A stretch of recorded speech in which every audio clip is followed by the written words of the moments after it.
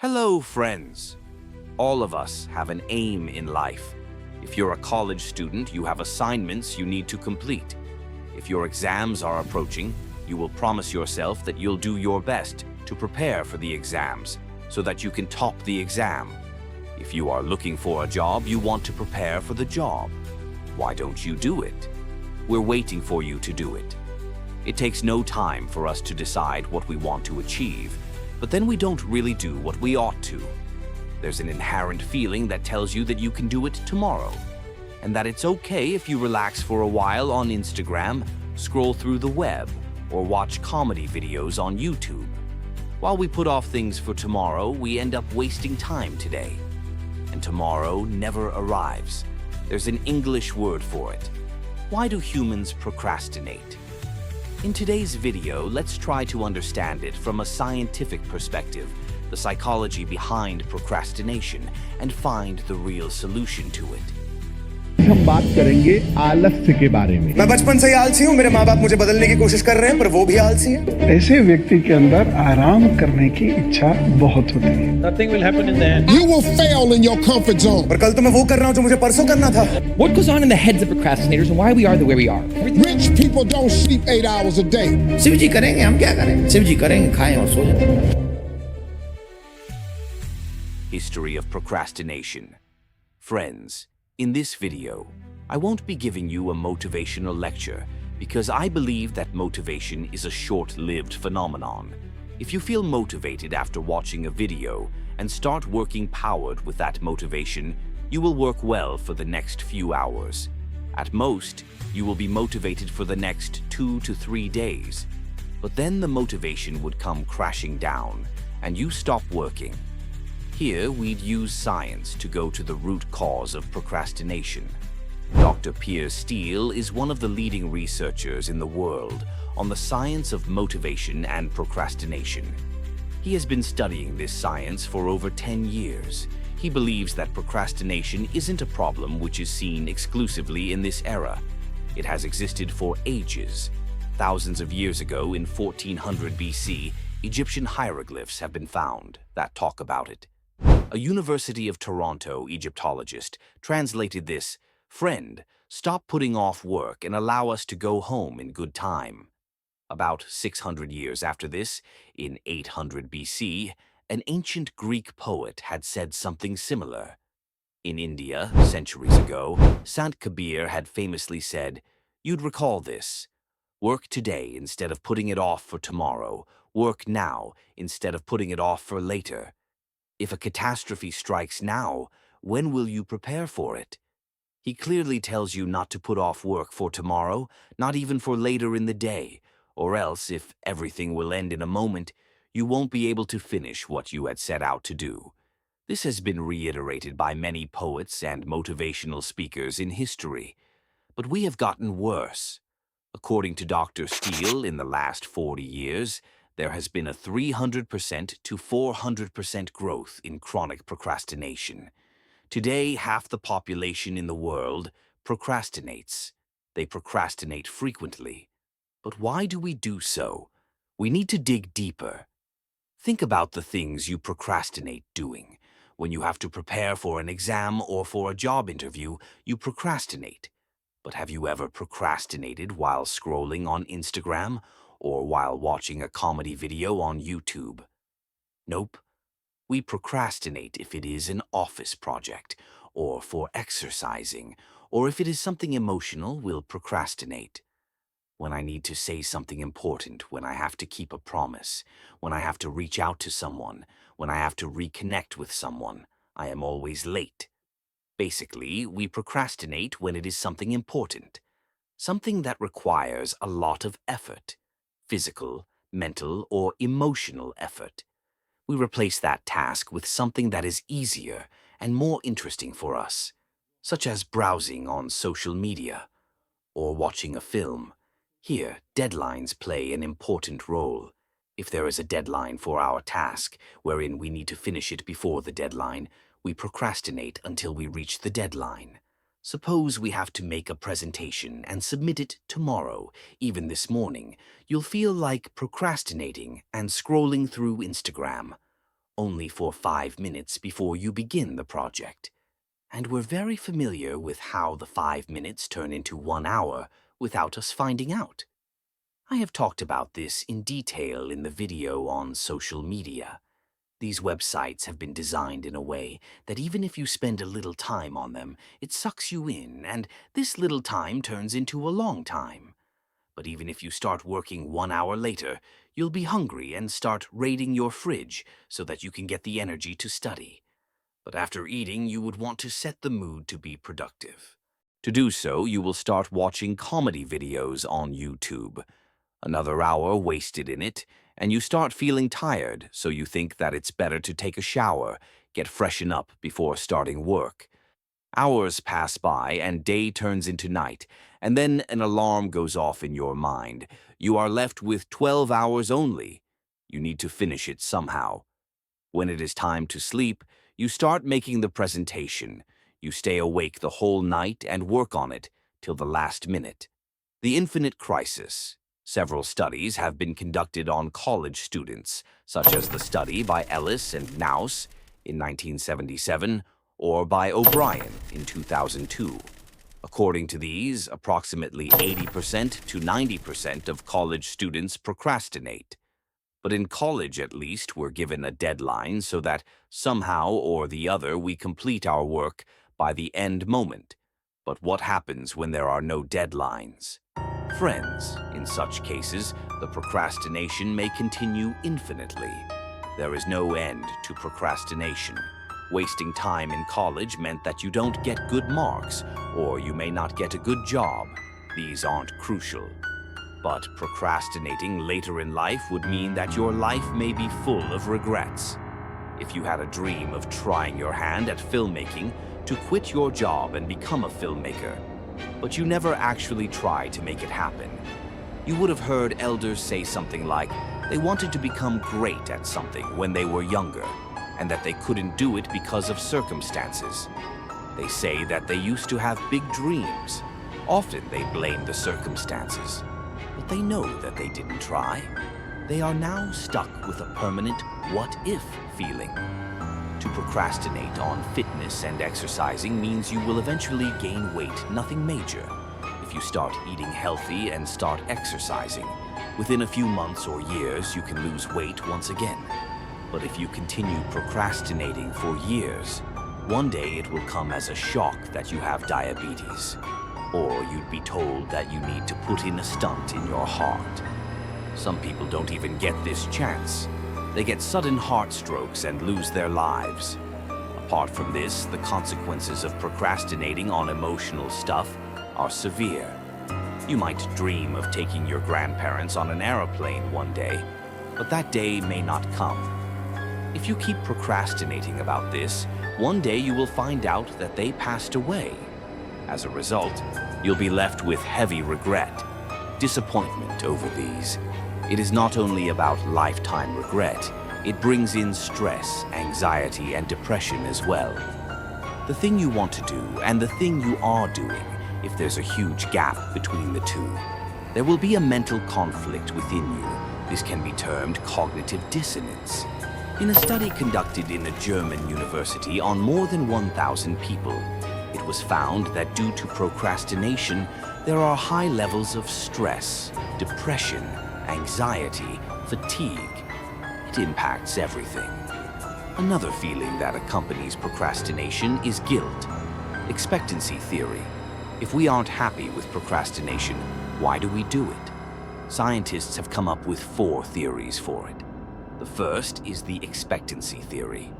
Given by Victor Harold Vroom in 1964, according to this theory, the motivation of a person to do a task depends upon the expectation of the person with the result.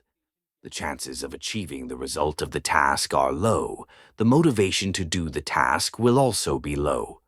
For example, suppose your school or college tells you that the person who'll get the first rank in the class will get a reward of 1 million rupees. Will you get motivated to study hard? Will you work to get the first rank?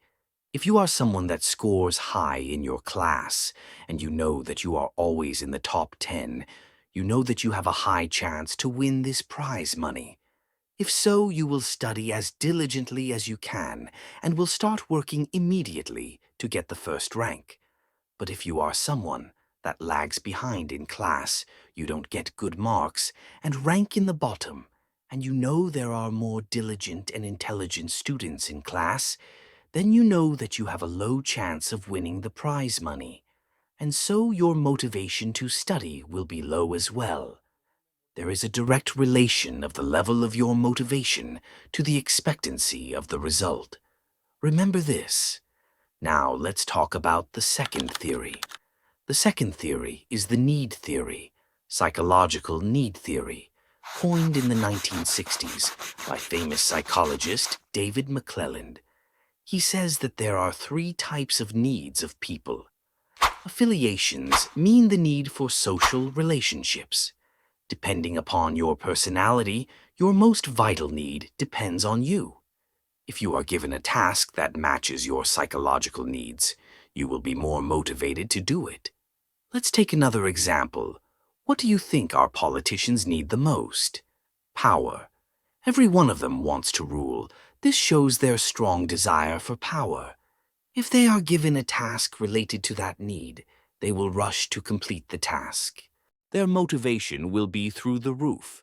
But on the other hand, if they are tasked with working for the people, since they do not have a strong need for that, they will procrastinate on that task. Similarly, you have to figure out your dominant need, your psychological needs. If you have a strong need for power, you will want to succeed at your job. In such cases, if you are given a task to get a job promotion, you will have the highest level of motivation to do that task. Understand your needs and look at your tasks from that perspective. Another example is if you have a strong need for affiliation, it means that you respect building connections with people. For maintaining relationships with people, their respect and their approval are of higher priority. Then you'll excel at the tasks related to teamwork. The third theory is the cumulative prospect theory, importance of loss. Aversion. This was coined in 1992 by Amos Tversky and Daniel Kahneman. This theory talks of mainly two things. First is loss aversion. It means that if at the same magnitude you will face a profit or a loss, it would be significant for you, and you derive motivation from it. Loss of a particular magnitude weighs more heavily than a gain of the same magnitude. The example of exercising that I cited a while back, if I tell you to exercise so that you are fit and build muscles, the motivation you get from this will only be a little. But if I tell you to exercise, because your test results reveal that you will soon become diabetic, and if the doctor says that if you don't exercise, you might suffer a heart attack within the next year, and that by exercising you can prevent this from happening, your motivation will be much higher than in the last example. Similarly, in another example, if I tell you to do something in order to secure a promotion, or if I tell you to do something or else you'll be fired from your job, in which case will you be motivated more? Most people think that it's okay whether they get something extra or not. They shouldn't suffer any losses. They don't want to lose what they have. The second thing that this theory talks about is that when we're talking about gains and losses, it is all relative. The reference point is different for different people. If a person living in a slum is working diligently to prepare for a job interview, if he gets the job, it will improve his life. On the other hand, another person, who is the child of a landlord, living comfortably and not lacking money, is preparing for the same job interview. And if he gets the job, it wouldn't make much difference to his life. Think about it, of these two. Who will feel more motivated? Now let's see the fourth and the last theory. Hyperbolic discounting theory. It basically means that the reward that we can get immediately will want to work for those rewards, as compared to the rewards that we can get after some time. There's a Hindi proverb about it too. 9 rupees in cash is better than 13 rupees as a contingency. Who can guarantee the future? You need to hold on to the things that you have now. In contrast to this, you will have heard statements like, "Don't be short-sighted," Look at the larger picture. Have a vision. Think of the future. Thinking about the long term is good, but we are more motivated when we work on something that guarantees instant gratification. Friends, these 4 theories have been combined in 2006 to form a meta-theory by Dr. Pierre Steele and Dr. Cornelius J. Koenig. This combined theory was named the temporal motivation theory. According to this combined theory, your motivation to do a task will not come from watching a motivational video. You will get the motivation to work when your personal need matches the work and the reward of the work. When you expect that you can actually do the task and win the reward. When the reward you get after completing the task is higher than your reference line. When the reward means something to you. And finally, you want the reward as soon as possible, without much delay. Formula for motivation. If all these factors are combined, you will not procrastinate. This can also be represented as a mathematical formula. Some scientists have criticized this theory, saying that this theory doesn't cover everything.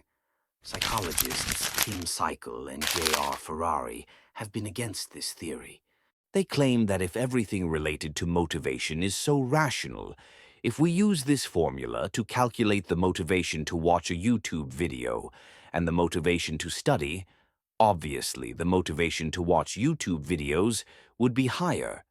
So why do people experience guilt over it? Why do people feel bad when they are doing something that they are more motivated to do? These 2 psychologists argued that in addition to these factors, there is another factor contributing to procrastination, the factor of fear of failure. We are scared of failing. That's why we procrastinate. They claimed this in 2012. If we set aside the other factors, some people are still not motivated to work because they are scared that they'd fail in the task, so they put aside the task and start doing something else. So what's the conclusion of all of this? What is the solution to procrastination? How do we stop procrastination? The solution to it can be found in these theories. The new theories that are seen as a counter are not against the previous theories. The actual reason behind procrastination can be any of these. Sometimes it is low expectations, or the needs not matching, or even the fear of failure. Friends, the thing is that once you understand these causes and you use it to identify the reason you procrastinate, the reason why you put off working on things you shouldn't, then you can curate a solution for yourself. Solutions. First of all, empty your thoughts and take a pen and paper and ask yourself, why are you procrastinating? Only when you write down the cause, you will be able to find the solution to it. Identifying the problem is half the solution. If you are procrastinating at work, thinking that your task is insignificant and your lack of motivation, then recall loss aversion. Remind yourself that not doing the task may lead to you being fired. And then think about the consequences of being jobless. If you lack motivation because even after studying hard, you know that you cannot get to the top ranks, then go do something where you are confident that you can perform well in that field of study, or something that you like a lot and where you can get good results.